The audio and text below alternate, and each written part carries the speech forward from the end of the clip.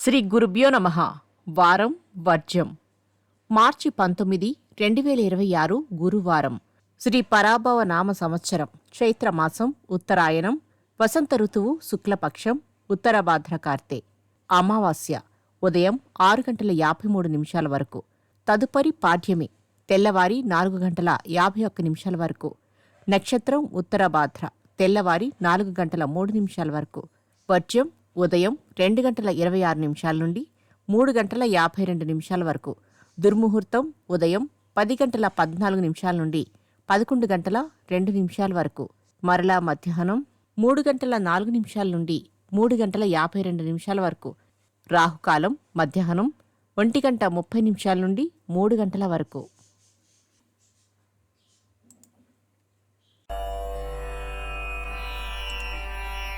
ద్వాదశ రాశులు. మేషరాశి. కీలక నిర్ణయాలలో నిదానం అవసరం.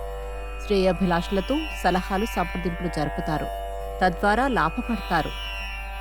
వృషభ రాశి. సకాలంలో పనులు పూర్తి చేయడానికి విఫలయత్నం చేస్తారు. ఆస్తి వివాదాలు తీరి లబ్ధి పొందుతారు. మిథున రాశి. విలువైన వస్తువులు కొనుగోలు చేస్తారు. వస్తు భద్రత పట్ల మెలకువలు అవసరం. విదేశీయాన యత్నాలు ఫలిస్తాయి. కర్కాటక రాశి. కార్యాలయాలలో అధికారుల ప్రశంసలు పొందుతారు. దూర ప్రాంతాల నుండి అనుకూలమైన సమాచారాన్ని అందుకుంటారు. సింహరాశి. మీ ప్రమేయం లేకుండానే వివాదాలలోకి లాగబడే సూచనలు ఉన్నాయి. జాగ్రత్తలు పాటించండి. కన్యారాశి. కొత్త వ్యాపారాల ప్రయాణాలు ముమ్మరం చేస్తారు. పలుకుబడి నామమాత్రంగా పెరుగుతుంది. రుణబాధలు తప్పవు. తులారాశి. స్థిరమైన నిర్ణయాలు సరిగ్గా తీసుకోలేరు. ఇంటర్వ్యూలలో విజయం సాధిస్తారు. ఆరోగ్య విషయంలో మెలకువ అవసరం. వృశ్చిక రాశి.